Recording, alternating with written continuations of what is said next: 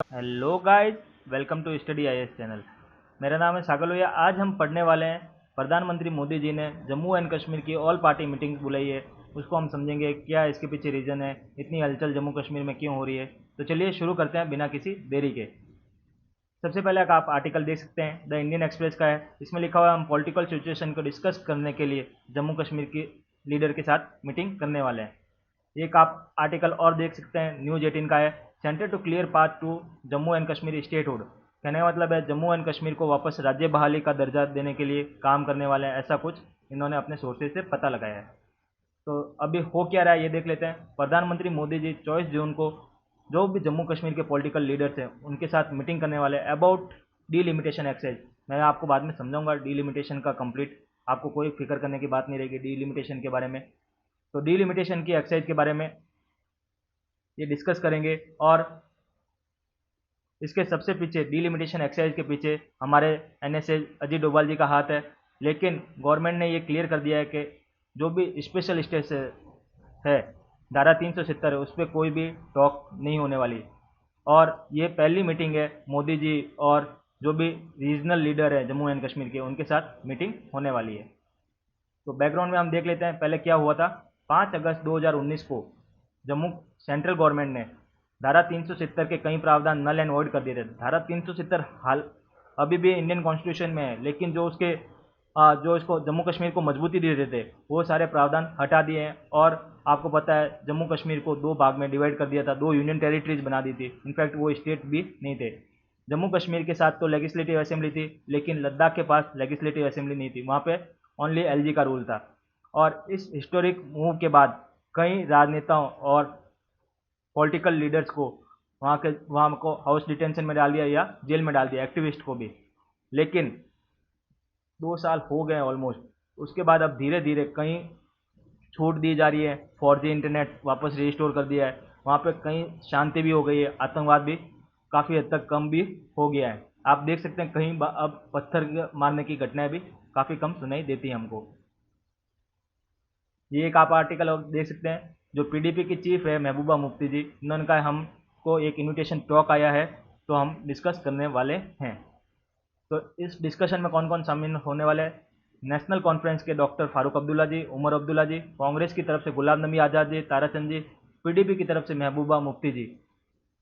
यानी कि जो भी गुपकार अलायंस है वो सारा भी इस मीटिंग में पार्ट लेने वाला है। यानी कि एनसी, पीडीपी, पीपल कॉन्फ्रेंस, ये सारी पार्टी मिलकर इन्होंने गुपकार अलायंस भी बना दिया है, तो वो भी बात करने वाले हैं। और बीजेपी की तरफ से होंगे रविंद्र रैना जी, निर्मल सिंह जी एंड कविंदर गुप्ता जी। तो हम पहले समझ लेते हैं जम्मू कश्मीर के थोड़े पॉलिटिकल स्ट्रक्चर के बारे में। जम्मू कश्मीर जब से राज्य बना है तब से वहाँ पे 100 मेंबर्स थे इनिशियली लेजिस्लेटिव असेंबली में। उसके बाद 1988 में 111 हो गए। 111 में से 24 सीट तो थी जो पीओके में है। यानी कि कश्मीर की जो 111 सीट्स है उसमें से 24 सीट तो पीओके में है, जो पाकिस्तान के कंट्रोल में 1947 से। आपको पता है पीओके पे अवैध कब्जा करके बैठा है पाकिस्तान। तो इससे अब हमारे पास कितनी सीट हो गई? 111 में से 24 गई तो पीछे बची 87।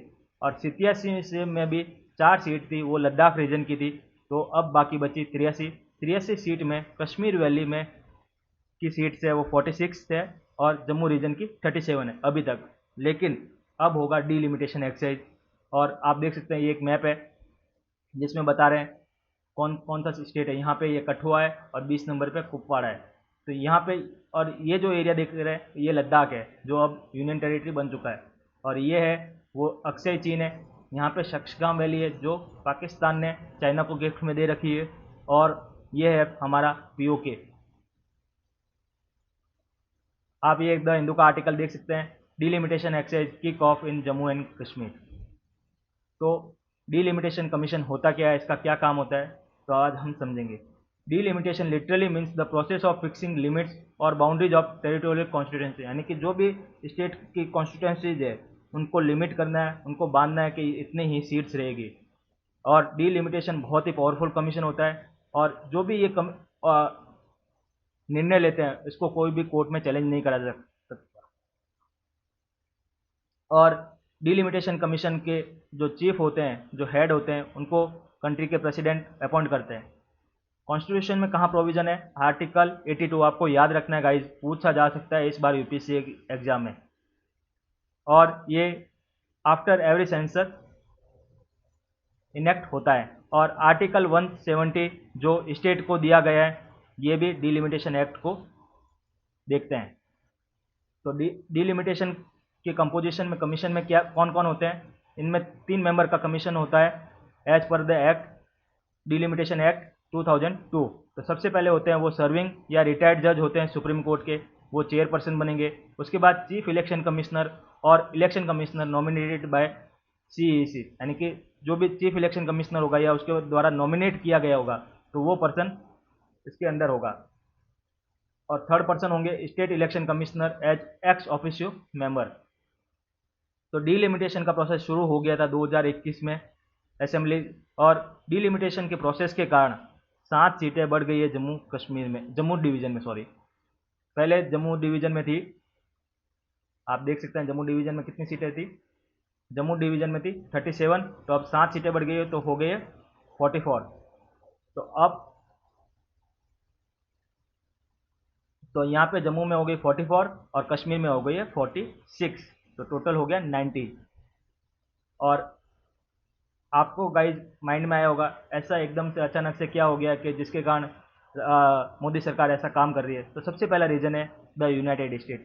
आपको पता है यूनाइटेड स्टेट्स में अब जो बिडेन की सरकार है, उन्होंने पहले भी ह्यूमन राइट वायलेशन के लिए इंडिया को वार्निंग दी है। और जो वाइस प्रेसिडेंट है कमला हैरिस, उन्होंने कहा है कि 4G को लेकर जम्मू कश्मीर को लोगों को हक मिलना चाहिए, उनको डेमोक्रेसी है, फ्रीडम मिलनी चाहिए। इसके कारण भी वो काफ़ी सेंसिटिव है जम्मू, इसलिए हम किसी भी कीमत पे यूएसए से अपने रिलेशन ख़राब नहीं करना चाहते, इस कारण ये एक हो रहा है। और दूसरा रीज़न है जो सीज़ फायर एग्रीमेंट हुआ है फरवरी में पाकिस्तान के साथ, जो अभी तक सक्सेसफुल चल रहा है। और आपने देखा होगा फरवरी के बाद हमने एक भी न्यूज़ नहीं सुनी है गोलीबारी की, जो बहुत ही एक अच्छी बात है और सुखद बात है। मैं चाहूँगा कि भारत पाकिस्तान में हमेशा सीज़ फायर एग्रीमेंट मेंटेन रहे एटलीस्ट। और इसके पीछे जो हाथ है, होल एंड सोल है, वो हमारे NSA अजीत डोभाल जी का। आपको भी पता है 5 अगस्त 2019 को जब आर्टिकल 370 हटा था, उससे पहले भी हमारे जो ये जेम्स बॉन्ड है, तो इन्होंने ही पर्दे के पीछे रोल निभाया था धारा 370 हटाने का।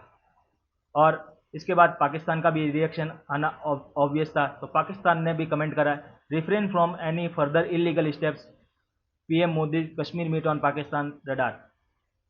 जो पाकिस्तान के फॉरेन मिनिस्टर है कुरैशी जी, तो उन्होंने कहा Pakistan would oppose any move by India to divide Kashmir and change its demography. तो यानी कि खुद के घर में कुछ भी करे, दूसरे के घर में पत्थर मारने का काम ये पाकिस्तान वाले पहले करेंगे। यानी कि खुद का कश्मीर संभल नहीं रहा है, खुद का सिंध प्रांत संभल नहीं रहा है, बलूचिस्तान संभल नहीं रहा है। बलूचिस्तान तो थोड़े दिनों में आज़ाद हो ही जाएगा, ऐसा मेरे को लगता है। और एक न एक दिन हम POK तो जरूर इनसे ले ही लेंगे। इसी नोट के साथ आप सब पढ़ते रहिए, खुश रहिए। Thank you. जय हिंद, जय भारत।